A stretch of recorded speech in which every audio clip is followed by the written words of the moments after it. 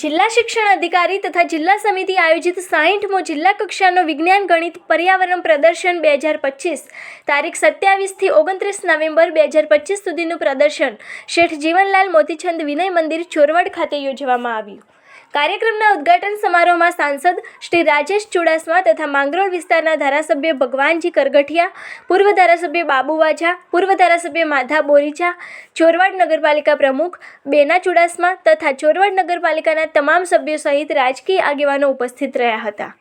તો શિક્ષણ વિભાગમાંથી પ્રાચાર્ય આશાબેન રાજ્યગુરુ તથા જિલ્લા શિક્ષણ અધિકારી અને જિલ્લા પ્રાથમિક શિક્ષણ અધિકારી શ્રી લતાબેન ઉપાધ્યાય, બહાઉદ્દીન સાયન્સ કોલેજના આચાર્ય શ્રી આરપી ભટ્ટ તથા માધ્યમિક શિક્ષણ સંઘ તથા શૈક્ષણિક મહાસંઘના જિલ્લા અને તાલુકાના હોદ્દેદારો તથા ગદરે મરીનના મેનેજર શ્રી પંચોલી અને શ્રી સાવંત સહ અન્ય દાતાઓ વગેરે હાજરી આપી હતી।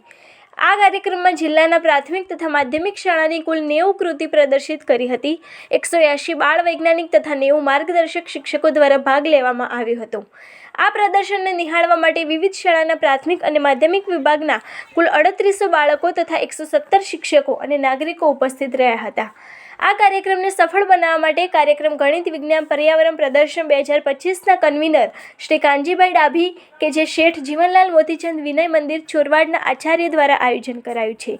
કાર્યક્રમને સફળ બનાવવા સહ કન્વીનર શ્રી રાજેશભાઈ ડોડિયા, બીઆરસી ભવન માળિયાહાટીના અને વિજ્ઞાન સલાહકાર અને ડીઆઈઈટી લેક્ચરર આશુતોષભાઈ વ્યાસ તથા અન્ય શિક્ષણ પરિવારના સભ્યો દ્વારા ભારે જહેમત ઉઠાવવામાં આવી હતી। જૂનાગઢ જિલ્લાનું 60મું ગણિત વિજ્ઞાન પર્યાવરણ પ્રદર્શન 2025 કે જે વિજ્ઞાન મેળાનું આયોજન જિલ્લા શિક્ષણ તાલીમ ભવન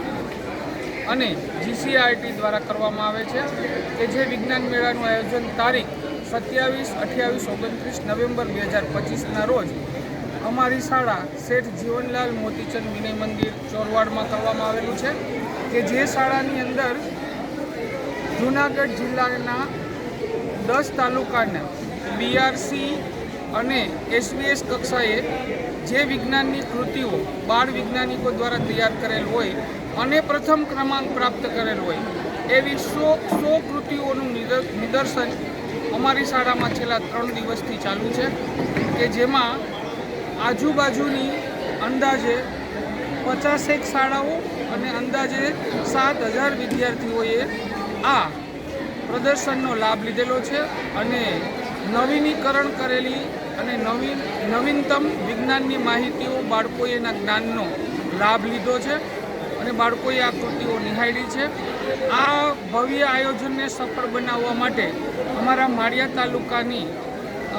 પ્રાથમિક સમિતિની ટીમ અને અમારી શાળાના માધ્યમિકના શિક્ષકોએ